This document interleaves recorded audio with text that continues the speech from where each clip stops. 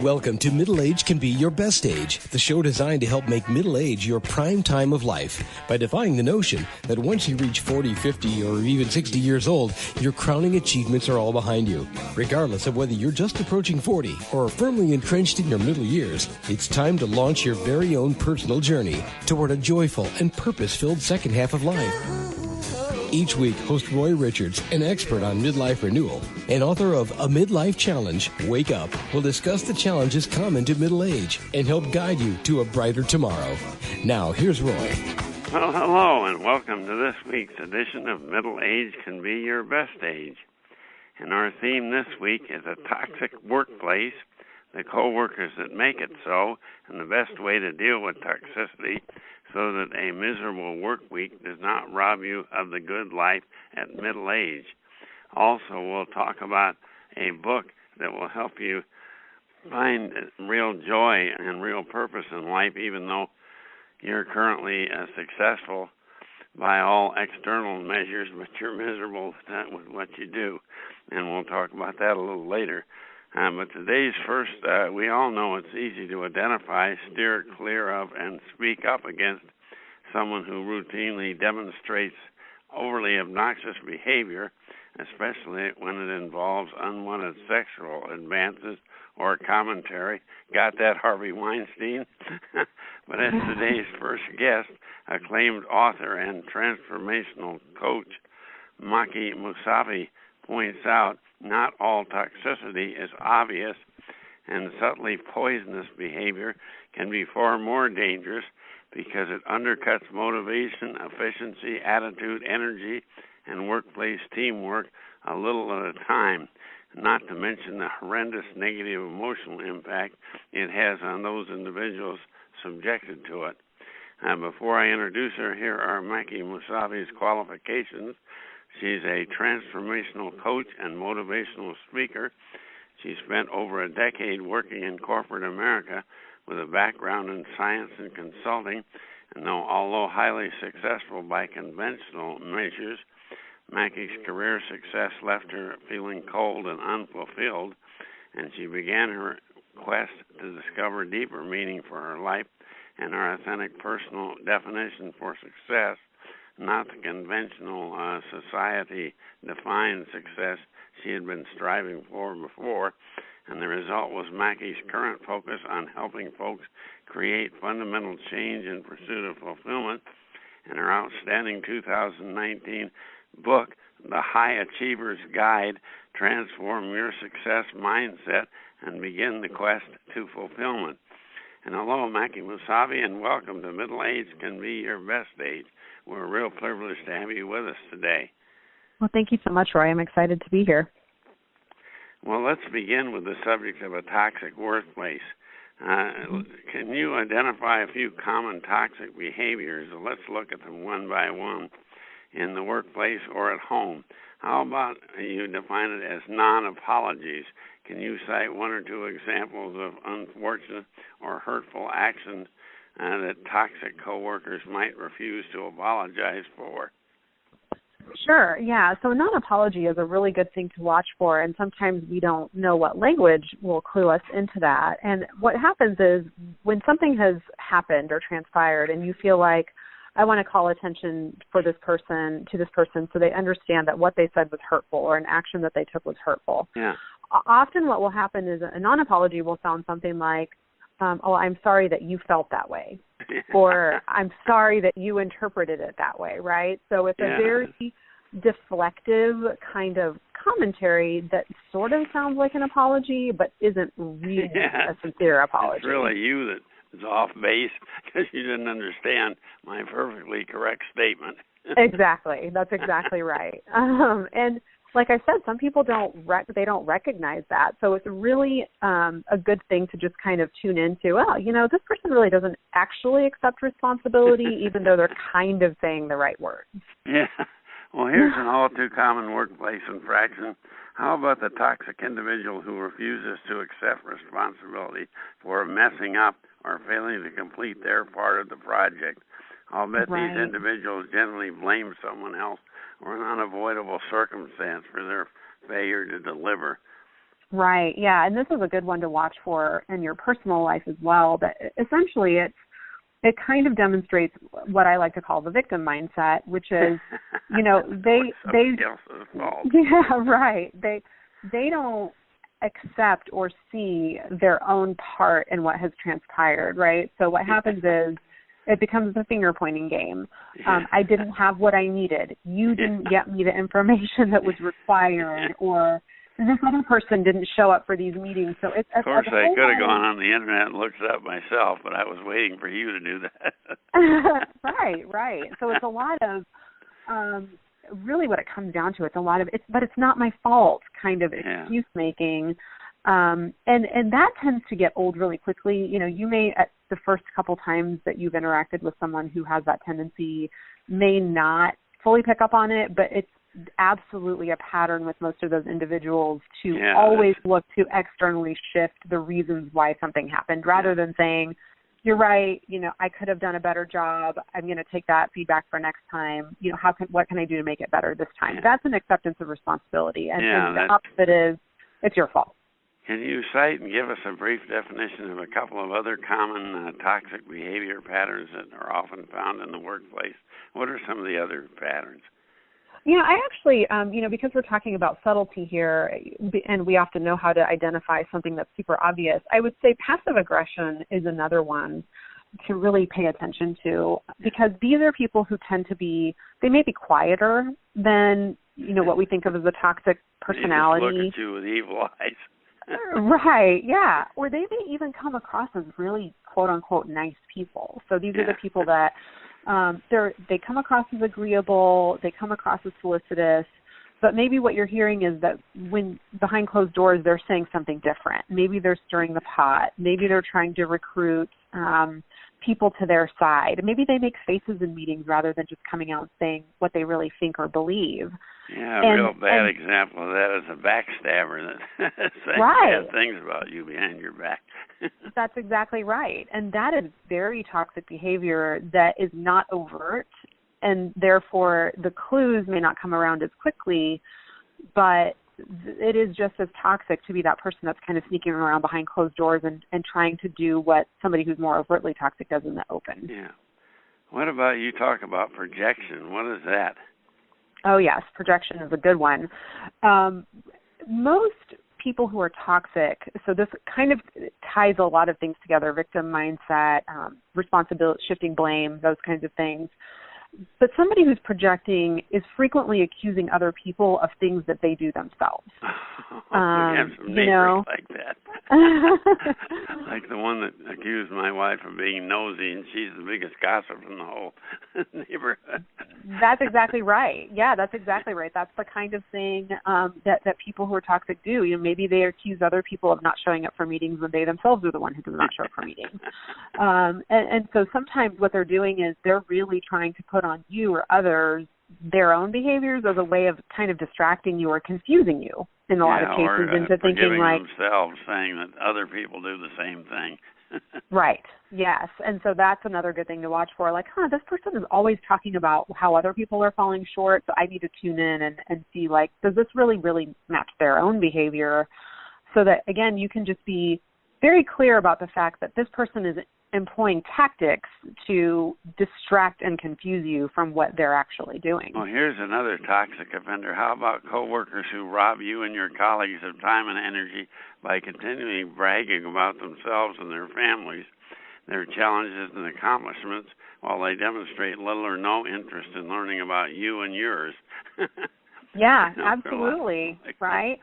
So that's the person who they want the platform. They want a stage to get on, and they talk incessantly about their own accomplishments, and, you know, whether they're real or maybe exaggerated, you know, could be either. And don't show an interest in you. So lack of empathy, you know, is another clue. This is a person that when they've got a problem, they want you to be their shoulder, to be their ear, to listen. You may talk to them frequently and never get a, hey, how are you doing? Or, you know, any genuine interest in what's going on with you, because that's not that's not of interest. Or if they do ask that question, they change the subject in about 30 seconds or less. Yes, right? The person who says, how are you, to kind of fit it in there but doesn't really care about your answer. Yeah. Well, the good news is you tell us no matter how toxic your workplace situation is, there's always a way out. Without having any specifics to go by right now, can you provide us generalized guidelines on how to deal with a toxic individual or individuals at work? Is direct confrontation with the offender generally a good or a bad idea?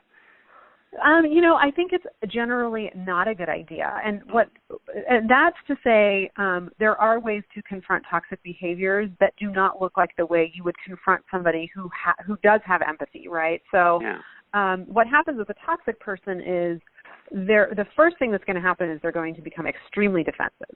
Yeah. And that is a mechanism, a dramatic reaction is a mechanism they use to keep you from confronting them, right? So it kind of becomes this self-protective loop that they engage you in because you're like, I do not want to deal with whatever crazy reaction this person's going to have.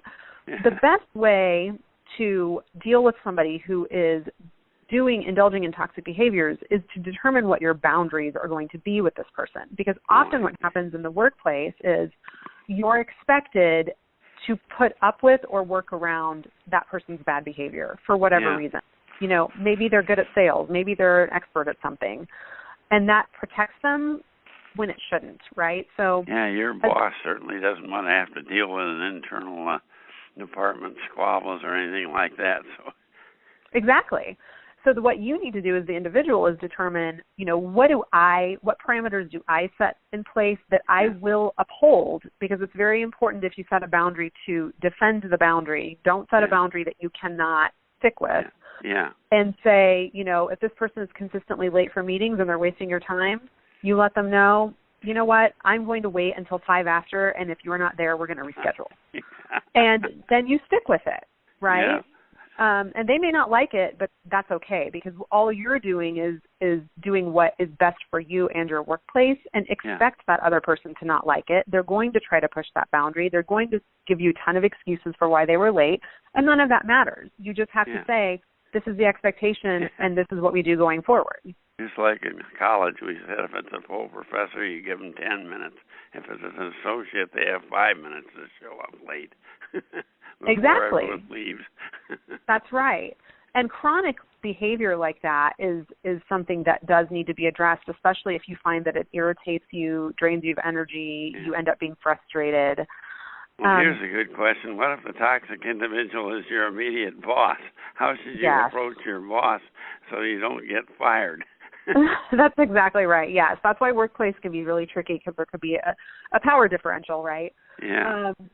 One thing that I really encourage is, of course, caution, because if this is a person who has consistently been like this and has been promoted or elevated despite that, that's obviously a trickier situation. Yeah, a lot of people are promoted because they're good as individual contributors and turn out to be lousy bosses. That's right. That's right. So a really good thing to do is to start keeping track of, at least as an initial activity, start keeping track of the behavior that's bothersome for you, right? Yeah. So you start writing down dates, times, and specific examples. And if you are talking to other coworkers who are expressing the same frustration, you encourage them to do the same thing. Yeah. And then, depending on the size of your company, this can be tricky, but larger companies often have a part of their HR department is dedicated to dealing with interpersonal issues and more sensitive topics. Finding the person who's the partner to your organization to go and have a confidential conversation where you can cite these very specific examples, the impact, and the fact that others are having the same struggles. It is okay then to go to HR if you have a problem with your boss like that. Right. And again, in a smaller company, and it's continual behavior on their part. That's right. And I think that's where documentation becomes very important, because here's what happens with toxic behavior. When you're not dealing with an outright toxic behavior like sexual harassment or something that we can all identify, these are subtler things, and that's how these people get away with doing them in the workplace, because everyone else is expected to accommodate their behavior, and that's what's been happening. Yeah. So you have to have specific examples of the impact so that you're not going into a meeting and being vague and hand-wavy and basically saying, well, it just is really frustrating. Yeah, right? telltale. Yeah, exactly. And it may take longer. I know of examples where it's taken, a year or longer for enough of a foundation to be built around this person's behavior for some motion to take place against that. And you should do that for your own peace of mind, to feel like you're doing something and you're not just a victim in the situation. But I think at the same time, I absolutely encourage people to really be honest with themselves about whether or not the situation they're in is tenable, because it is not okay to keep yourself in a damaging place for an extended period of time. There's always a possibility you could ask for a transfer to another department or something. That's right. Some support other than just you don't like your boss. You also want to broaden your horizons or whatever. Just although obviously if you're really having problems with, and you documented problems with the boss, that's a good thing to ask for, I would think. But you inform us there are 3 things you should never do if you have a toxic relationship with someone at work. What are these 3 things, 3 no-nos? Yes.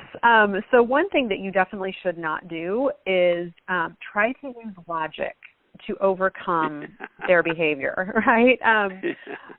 The reason for that is the toxic person is intentionally using emotional manipulation, right, to get their way, to get you to comply, whatever the case may be. And when you're not a person who behaves that way, it's tempting to use logic to reason with that person, right? Well, this behavior isn't okay because, right? And then you end up spinning your wheels or using a lot of energy when it's apples and oranges. You cannot use logic to overcome an emotional tactic.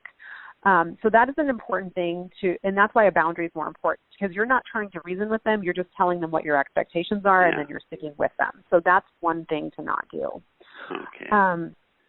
Another really good thing to do is to not give in for the sake of short-term peace. And so the analogy I like to use is like when you're maybe for parents out there who can relate to this, when your child is learning how to sleep on their own, there's certain behaviors that, if you continue to give in to them, you may get one night of better sleep, but you're extending the period of months or years that you're not going to get great sleep.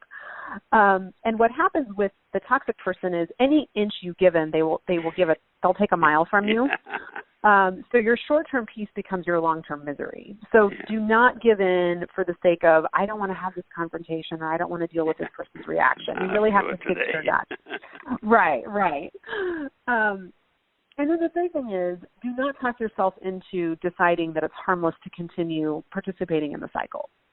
It's not harmless. And the way that you all got to this place is that everyone has decided to justify why it's easier to participate for the sake of not rocking the boat than it is to confront the situation and do something about it. That is how systemic and departmental dysfunction takes place, because everyone is kind of making the same decision that this person isn't worth confronting, so we're just going to deal with it, and it just gets worse over time. Well, let's move to a different subject and talk about your outstanding self-help book, The High Achiever's Guide.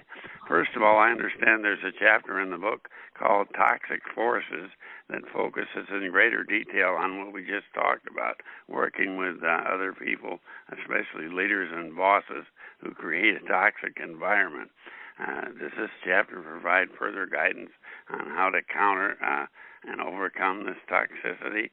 Yes, absolutely. It's a very in-depth conversation around how to empower yourself, what to watch for, the negative impact, and why it's so important to do something about it. So, there's an entire chapter about what we just talked about that goes a lot deeper. Oh, that's great. Well, the book is based upon your personal request to find fulfillment and success on your own terms, and this is amazing. At the peak of your prior corporate career, you were earning 6-figure income in a position you admired.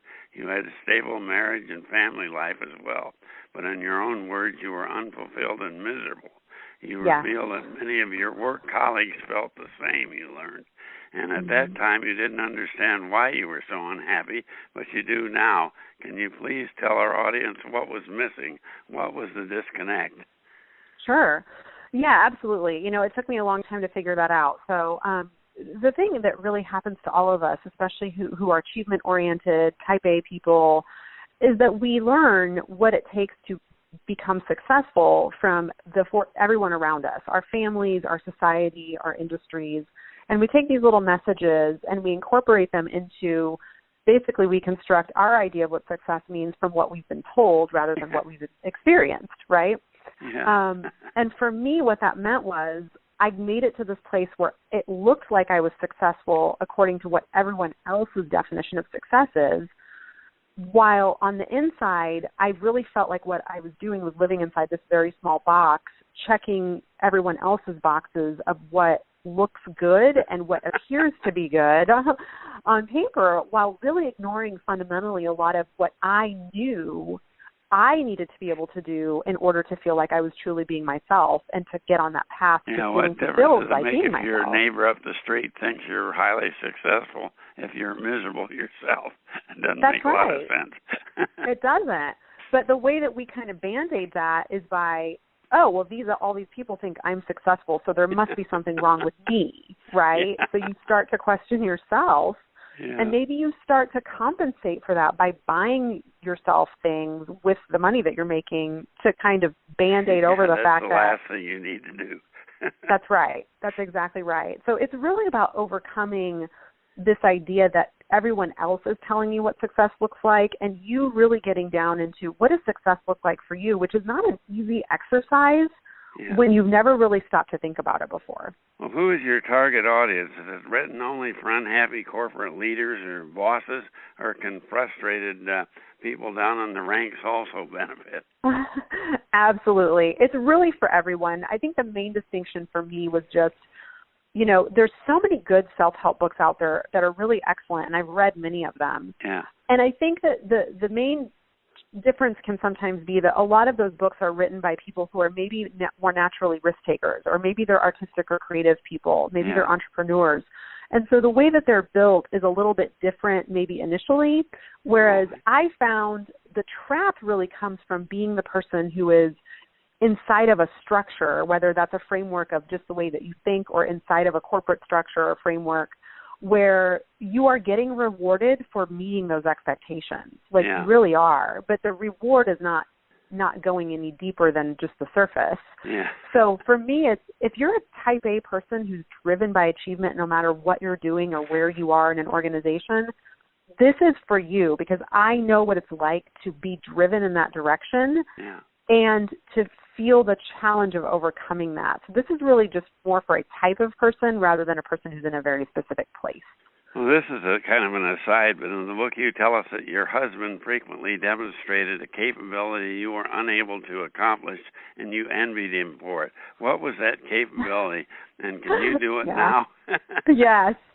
So my husband was really good at just taking a break to sit down and do nothing, whether it was to watch TV or just hang out and really not feel any pressure to get up and do anything else. And I was so incapable of that. Just the idea of sitting down to relax and take a minute was completely foreign to me. And I'm very pleased. We all need to be able to do that. Yes. I'm very pleased to report I do not have that problem anymore. And it's really been such a shift for me to give myself that permission and to not see it as frivolous, but really necessary to take that time for yourself, to do nothing, to slow down, to give your brain a break. Yeah. It's vital, and we treat it like it's optional. Well, we really don't have time to go into great detail. I know your High Achievers Guide takes folks through 4 major stages to genuine personal fulfillment, and we don't really have time to get into those. But I know you have a lot of self-help exercises in there as well, which is so important in any book that offers self-help, that you have the people sit down and don't just skim through the book and not get any value out of it. Yeah, absolutely. Mm-hmm. Where's the best place for readers to go to preview and purchase your book? Well, any place where books are sold, so Amazon.com, IndieBound.com, Barnes & Noble, you can really find it anywhere that books are sold. That's good. Well, you're a transformational coach, a motivational speaker, and consultant. Do you have a website where listeners can learn more and perhaps make contact to retain you in one of those capacities? Yes, absolutely. So my website is just my first name, last name, MackeyMusavi.com.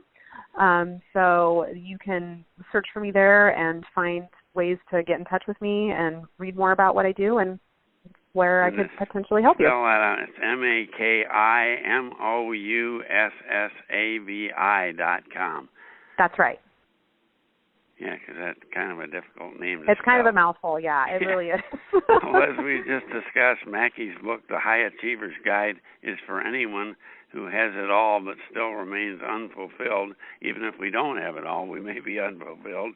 And I believe it's also appropriate for people who have not yet achieved the full success they're seeking, but continue to aspire for it, or for folks of middle age who feel like they're stuck in an uninspiring daily routine, but deep down believe that they could be more successful. And so what does success and fulfillment really mean for you? Are you happy and fulfilled with where your life is today? If not, and you're not sure, Mackie's book will help you replace your current outdated, probably learned notions of success with a thoughtful definition based upon what's in your heart. And isn't it time to redefine success and fulfillment from the ground up, as she puts it? And if the answer is yes, I highly recommend you preview and purchase Mackie Musavi's new book, The High Achiever's Guide. And thank you for joining us, Mackie. That was a great interview, and best of success with your book and your coaching and all you do. Thank you so much. I appreciate it. Well, so you hate going to work each weekday morning, but let's pause for a moment to think about just why. Is it really the job you hate, or is it your co-workers? Maybe you're totally committed to your enterprise's mission, or good at what you do, or compensated fairly, and actually relish most tasks that you are performing. But upon analyzing your situation, you realize it's one or more of your co-workers that you can't stand being around. And maybe it's the woman in the next cubicle, yakking it up nonstop, clipping her nails, popping her gum, and worst of all, sucking up to the boss, always trying to take credit for all the team projects you work on together. Or maybe it's the morose gentleman across the room, seemingly with a dark cloud over his head, constantly complaining about workload, the boss, the company in general, or perhaps his intolerable traffic jam on the way to work this morning. Here's a shock. A recent Gallup poll revealed that 85% of employees in the U.S. say they hate their jobs. But is that really true? Well, my next guest, Jennifer Cochran, LCPC, a seasoned counselor who promotes personal growth and healthy relationships, informs that when she probes, it's the people you work with and for that you can't stand. But here's some good news. Jennifer is here to give us some keys to dealing with difficult individuals at work or perhaps in your home. And here are Jennifer Cochran's qualifications. She's a seasoned counselor and also a trained certified energy healer. And over the past 20 years, Jennifer has worked with hundreds of clients to promote personal growth, healthier relationship skills, awareness, and belief in self.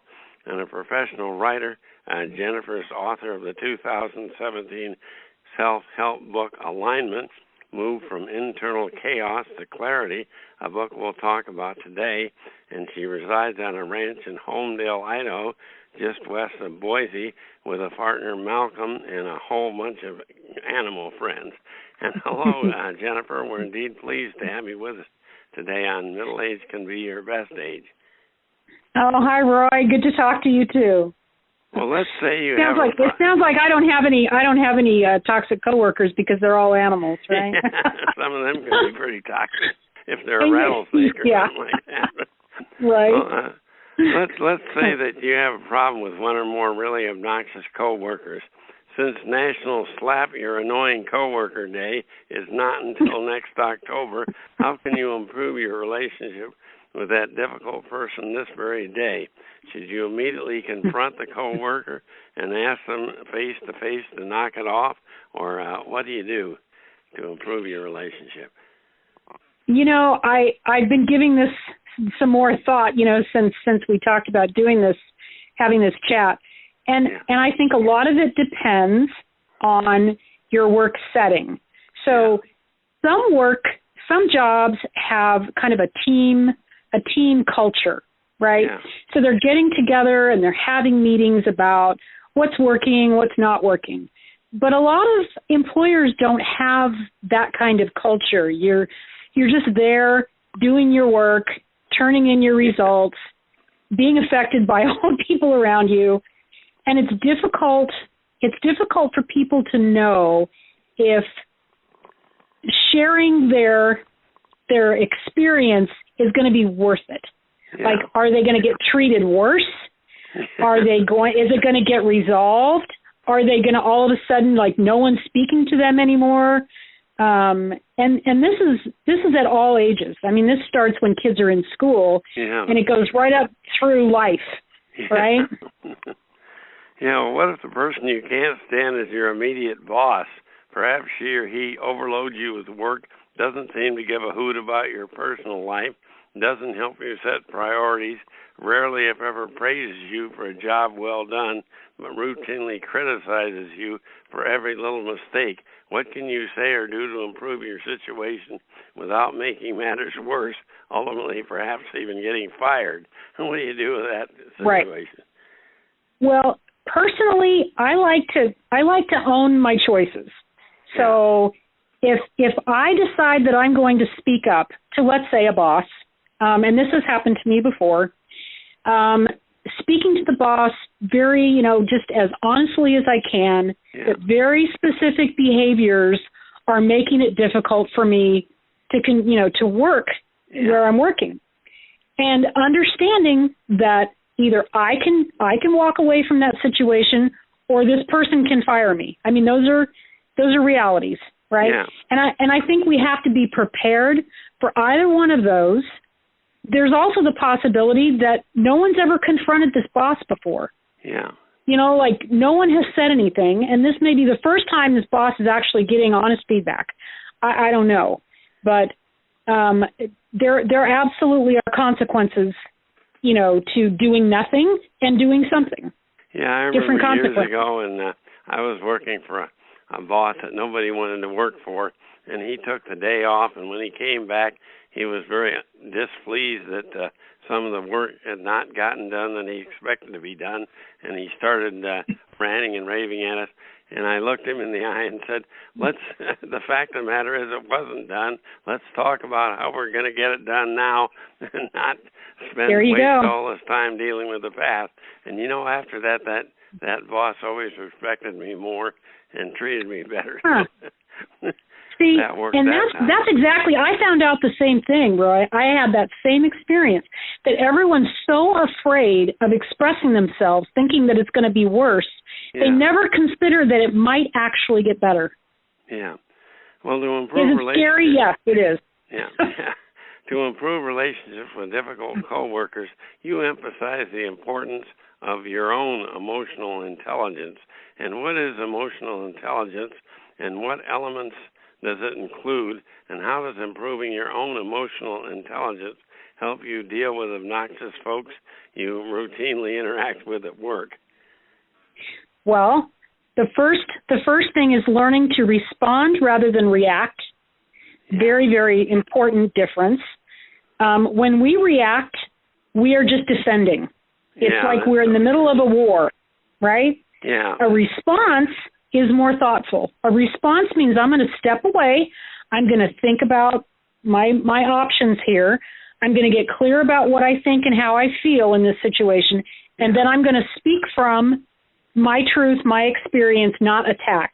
Yeah, that's such a good point. And emotionally intelligent people, they are not just reacting. They are really taking some time to look at a situation seriously, even if it takes them another day or two or a week, whatever it takes. Yeah, and they to think step about into the arena. The person is not reacting to them, but has some other problem in their life or in the work, and they're taking out on you, but it isn't really you that they're mad at. That's true, and we don't necessarily grow up understanding that. Even our parents, they're generally not that upset with us specifically when we're children. Yeah. They're upset about something that is they've lost they've lost control. They're going to look bad in front of their friends. They're feeling powerless, as a parent. I mean, all these issues, but the kid takes it personally, right? Yeah. And if we don't ever get past that, we're adult children. Basically, we're adults, but we're coming from a kid place. Yeah. And so that is not being very emotionally mature or intelligent. So that's the first thing you need to do.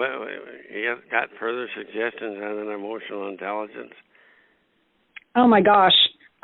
Self-awareness is key, absolutely key. Until you know where you're at with whatever the issue is, you can't express yourself in a, maybe you are still angry about it and upset. Maybe there's some passion in your tone, but at least you're clear. You've given it some thought. Yeah, you also mentioned social awareness, which is so crucial. That's understanding where the other person is coming from and whether they have a, being obnoxious for a good reason or just because they're obnoxious. Right. Roy, one of the things I've done, and it's worked actually pretty well, and I encourage my clients to as well, is rather than just be in that defensive reacting place, ask the other person. Or make a statement like, I'm not really sure what's going on with you today. You don't seem really to be yourself. That's a good point. But this, but this is really uncomfortable, what's happening right now. Yeah. So once you mirror that back to the other person, it might snap them out of it. It might. Yeah, that's a good point. Instead of just yelling at the other person back or calling them names or whatever. No, that's right. Well, you tell us that testing our emotional intelligence can lead to a higher job and life satisfaction. How does that work? Oh my gosh, because you finally get to be adults. You finally get to be having difficult conversations.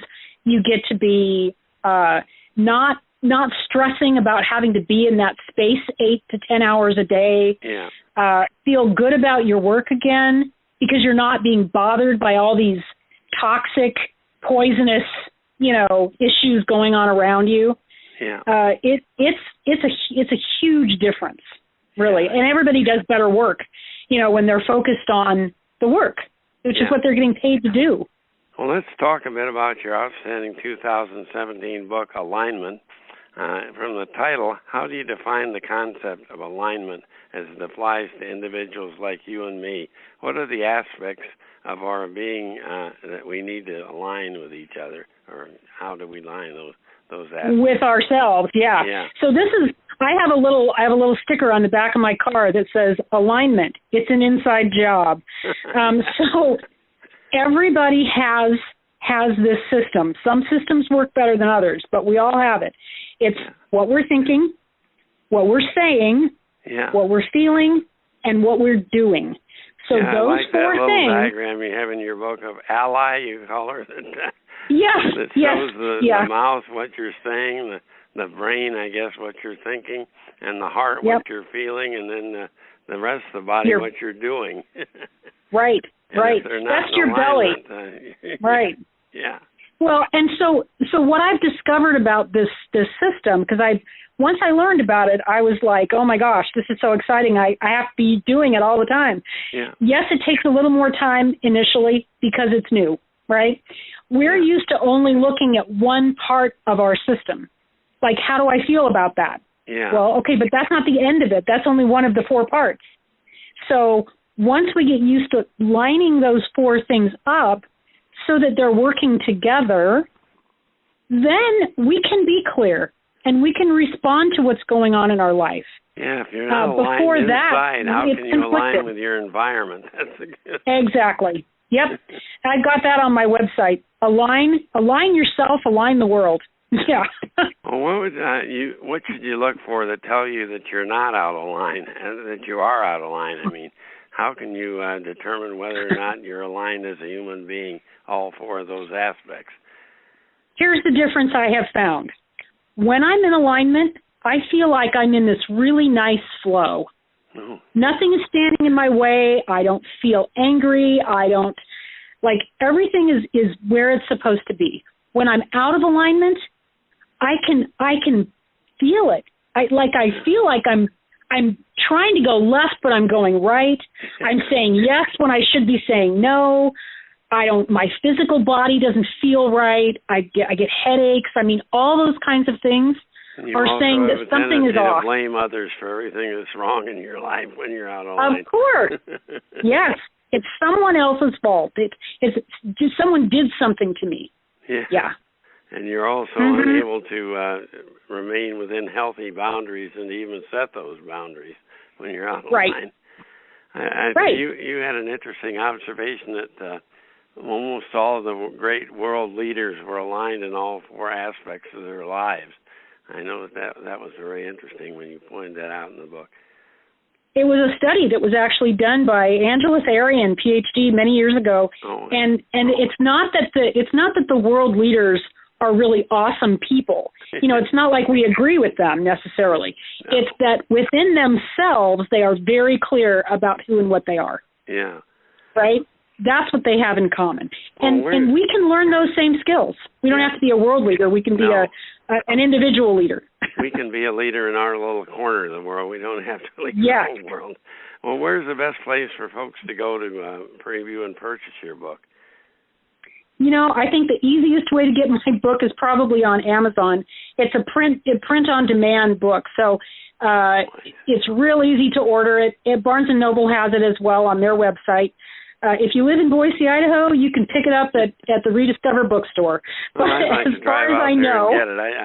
I haven't been to Boise in maybe 40 years, and it'd be kind of fun to go out there and get it. I do look at your blue football field on TV sometimes. Yes, it is a very special football field. Well, please give us your web address where listeners can learn more about you and your counseling services. Also, do you have an email address where they can reach you? How do they do that? The best way to reach me, probably the best way to reach me is through my Gmail account, which is JENC.TheBridge, TheBridge, and that's at Gmail. My website is Jennifer Cochern, spelled COCHERN.com. Okay, that's easy enough. Yeah, that's kind of an unusual spelling for the last name. So, like you say, that's COCHERN.com. Well, in conclusion, now listen up. If you don't want to quit the job you admire, are good at, and relish the tasks you were assigned simply because you hate your boss or one or more obnoxious coworkers. So if you're unable to change the behavior of others, change yourself. And as my guest, Jennifer Cochern, has emphasized today, it is possible to increase job and life satisfaction by aligning those four major aspects of you: your thoughts, your emotions, your communication, and the actions you take. Are all four presently in sync? And once your speech and your actions are in line with your thoughts and emotions, you'll experience tremendous improvement in your daily living, both at work and at home. And here's a huge added bonus. Once you're at peace with yourself and are aligned in your thoughts, communication, and actions, you will begin to treat others with respect and honor even those folks you presently think you don't like. And guess what? Most of them will reciprocate. Some may even become your close friends.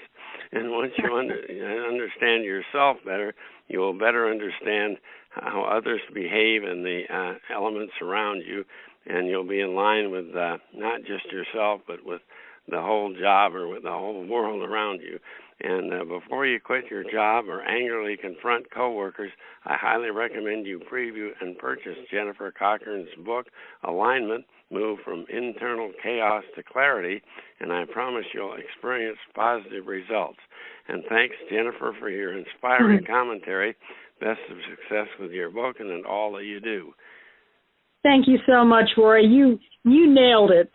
You got the alignment message. Thank you. Well, to our listeners, thanks for tuning in. Hope to speak to you again next week when our guests will explain why self-doubt may in fact help make you a phenomenal leader. Sounds crazy, but tune in next week and find out why that might work. Bye for now from Middle Age Can Be Your Best Age. You've been listening to Middle Age Can Be Your Best Age, hosted by Roy Richards, an expert on midlife renewal and author of both A Midlife Challenge, Wake Up, and Wake Up, Captain and Crew, Restart Your Engines. You can learn more about Roy and his Middle Age Renewal Training System by visiting his website, middleagerenewal.com.